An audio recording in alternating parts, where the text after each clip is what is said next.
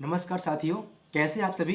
आशा करता हूँ कि आप सभी अच्छे होंगे और आपकी तैयारी बेहतरीन चल रही होगी। दोस्तों, हम लोग इस नेक्स्ट डोज अड्डा के माध्यम से डेली एक स्टोरी लाते हैं आपके लिए, जो सच्ची घटना पर आधारित होती है और उस स्टोरी से आप बहुत कुछ सीखते हैं और सीख के अपने जीवन में इम्प्लीमेंट करते हैं। क्योंकि दोस्तों, कहा गया है कि किसी के जीवन से या किसी घटना से इंसान सीखता है ना, तो जल्दी जल्दी ही सीख जाता है।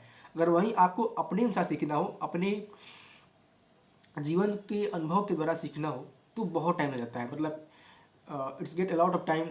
ठीक है, तो इसीलिए आचार्य चाणक्य ने भी कहा है कि अगर आपको सीखना है ना, तो दूसरे के अनुभव से सीखिए। तो इसलिए आपको हर एक स्टोरी से, हर एक घटना से कुछ न कुछ सीखने को अवश्य मिलता है। तो आप प्रयास करें कि आप उसे कुछ सीखें और अपने लाइफ में इम्प्लीमेंट करें। कि दोस्तों, वो कहीं ना कहीं आपके जीवन में जरूर इम्पेक्ट करता है और आपको लाइफ में इस जीवन यात्रा में आगे बढ़ने में मददगार साबित होता है। दोस्तों, आज की इस शॉर्ट स्टोरी हम शुरू करते हैं। आप इसे प्लीज़ ध्यान से सुनिए और समझिए कि इस स्टोरी से आपको क्या सीखने को मिलता है। ठीक है, तो बात ऐसी है दोस्त कि एक दुकानदार था। ठीक है, एक दुकानदार था, वो एक गांव से डेली मक्खन लिया करता था।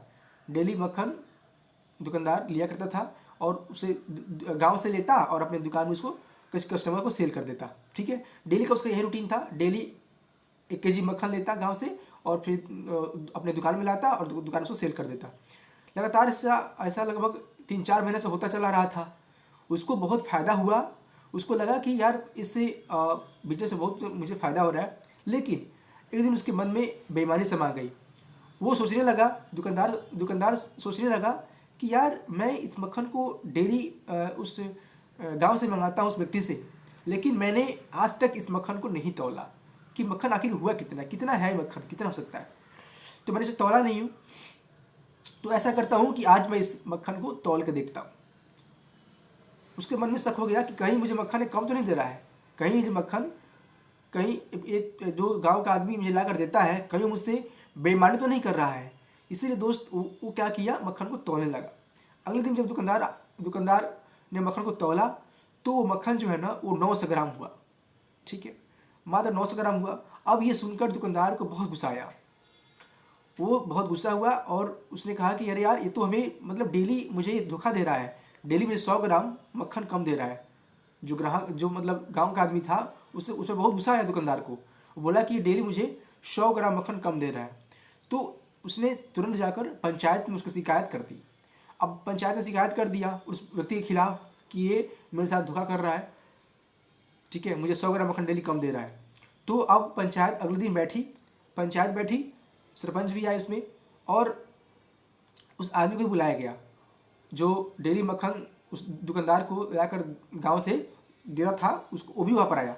वो आया तो सरपंच ने पूछा कि अरे भाई, ये दुकानदार तुम पे आरोप लगा रहा है, बोल रहा है कि तुम मक्खन कम देते हो, रोज़ मक्खन तुम 900 ग्राम दे रहे हो, जबकि 1 kg का तुम्हें बात हुई है। तो वो ग्राहक, जो गांव का आदमी था ना, जो गांव का व्यक्ति था, वो कुछ देर चुप रहा और फिर बोला कि साहब, मैं तो बहुत गरीब हूँ, मेरे पास इतना धन नहीं है, मेरे पास इतना पैसा नहीं कि मैं जो वज़न करते हैं ना, उसको क्या बोलते हैं, जो वज़न करते हैं किलो केजी में, जो लोहा का होता है जिसे वेट करते हैं। तो सर बोला कि साहब, मैं इतना गरीब हूँ कि मैं वो जो वज़न करने वाला जो किलो होता है, वो मैं नहीं खरीद सकता। तो मैं क्या करता हूँ कि जो ये दुकानदार साहब हैं, मैं इनके यहाँ मक्खन ला कर देता हूँ और उसके बदले में ये मुझे क्या करते हैं, मुझे 1 kg गेहूँ देते हैं। तो फिर मैं क्या करता हूँ कि उस 1 kg गेहूँ के लाके अपने घर में उसको एक तरफ तर्ज पर रखता हूँ और दूसरी तरफ मैं अपने मक्खन रखता हूँ। तो मैं जो अपना घी है ना, जो मैं मक्खन ला कर देता हूँ इनको, वो मैं 1 kg गेहूँ के बदौलत ही तोड़ कर देता हूँ। मेरे पास कोई बटखारा नहीं है, मेरे पास कोई किलो नहीं है, कोई वजन करने वाला कोई सामान नहीं जिसमें यह तोड़ सकूँ कि ये 1 kg है। तो साहब, मैं तो ये जो दुकानदार साहब कह रहे हैं, तो मैं इन्हीं के यहाँ से गेहूँ लेके जाता हूँ, उसी गेहूँ को रखता हूँ साइड में, एक माप एक मतलब माप तौल का पैमाना बनाता हूँ, उसी गेहूँ को एक तरफ रखता हूँ 1 kg, और दूसरी तरफ 1 kg मक्खन रखता हूँ। तो ये मैं उसी उसी गेहूँ से ही मैं मापता हूँ, चाहे वो 900-800 जैसे भी हो। तो मुझे जितना गेहूँ यहाँ से मिलता है, उतना ही गेहूँ मैं यहाँ पे अपने तराजू पर रखता हूँ और तौल के इनको देता हूँ।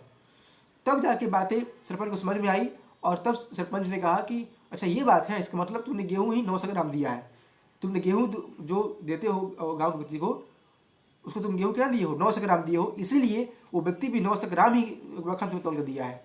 ये सुनकर दुकानदार बहुत शर्मिंदा हुआ और उसके उल्टे में उसको पनिशमेंट झेलना पड़ा और उसको सरपंच ने दंड दिया, ठीक है, उसको आर्थिक दंड लगाया गया। किसी व्यक्ति पर गलत इल्ज़ाम लगाने के चक्कर में वो आर्थिक दंड का भागी बना दुकानदार, और अंत में उन्होंने माफ़ी मांगा। तो दोस्त, इस कहानी से आपको क्या सीख मिलता है? ये कहानी हमें सिखाती है कि यदि हम किसी के साथ गलत करते हैं, हम किसी के साथ बुरा करते हैं, तो आप एक दिन बचिएगा, 2 दिन बचिएगा, 3 दिन बचिएगा, लेकिन इन कमिंग डेज, आने वाले समय में आपको उस जो बुरा किया है ना, उसका भुगतान आपको करना ही पड़ेगा।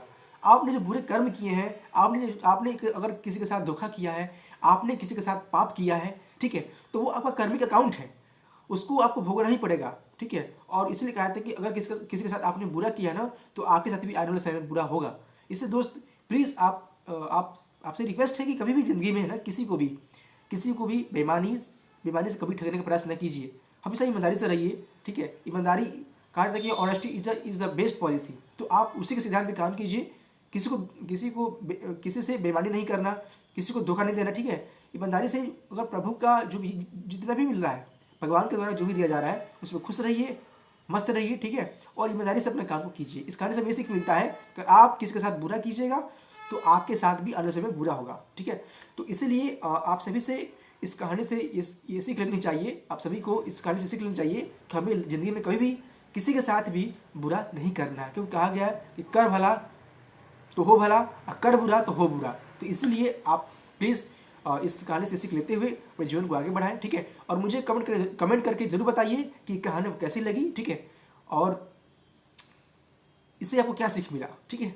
तो चलिए मिलते हैं अगले वीडियो में एक नई कहानी के साथ, एक नई जीवन यात्रा के साथ, एक नई सीख के साथ। तब तक आप लगे रहिए, एंजॉय करते रहिए, अपने जीवन यात्रा को सफल बनाइए। धन्यवाद।